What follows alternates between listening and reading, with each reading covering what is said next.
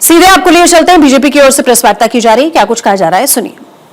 क्योंकि अगर राजनीतिक द्वेष से कोई मामला है तो सर्वोच्च न्यायालय का ही जजमेंट है, भजनलाल कॉन्स्टिट्यूशन बेंच, कि वो मामला निरस्त किया जा सकता है, नहीं किया गया।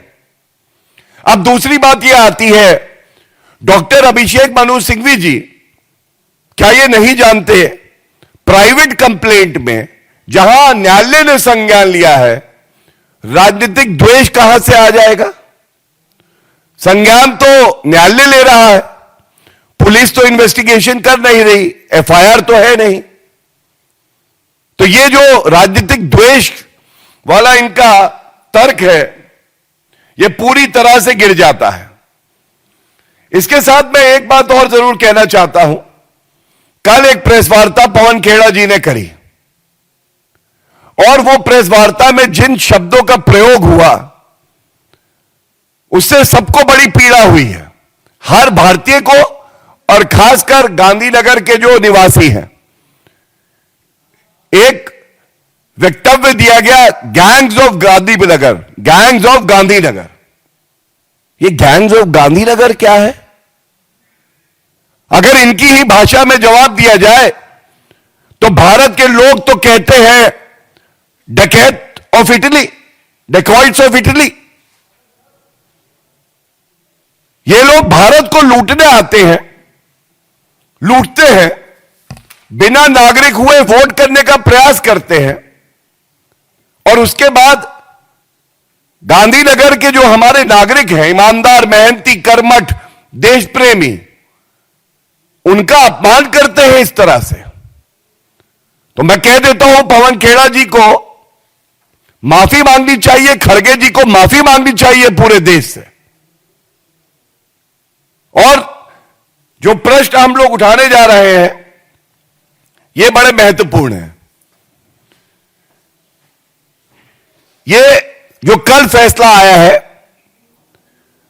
ये दूसरा मामला है। ये क्या मामला है मैं आपको बता दूं। पीएमएलए का कानून है मनी लॉन्ड्रिंग का। आप एक प्रेडिकेट ऑफेंस होना आवश्यक है, जिसकी सूची पीएमएलए एक्ट ऑफ 2002 में दी गई है। और ये जो सारे 420 इंडियन पीनल कोड का ये प्रेडिकेट ऑफेंस है। लेकिन कल न्यायाधीश जी ने यह कहा कि क्योंकि ये प्राइवेट कंप्लेंट है, इसलिए एफआईआर नहीं है, तो मैं इसका संज्ञान नहीं ले रहा। ये टेक्निकल बात थी, लेकिन हमें नहीं भूलना चाहिए इसके साथ और क्या क्या कहा।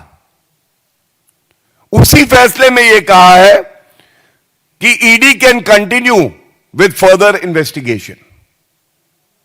ईडी अपनी जांच को आगे बढ़ा सकती है, उस मामले को निरस्त नहीं किया न्यायालय ने।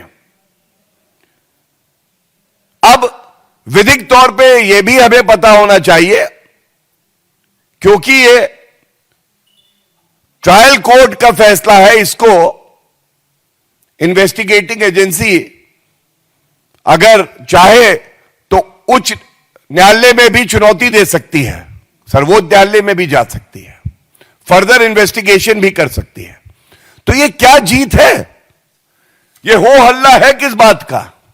और एक बड़ा संदेश मैं यहां से कुछ बिंदु उठा के देना चाहता हूं। आप याद करिए, राहुल गांधी जी और अभी गौरव गोगोई जी ने संसद के पटल पर क्या कहा। उन्होंने कहा भारत की जुडिशरी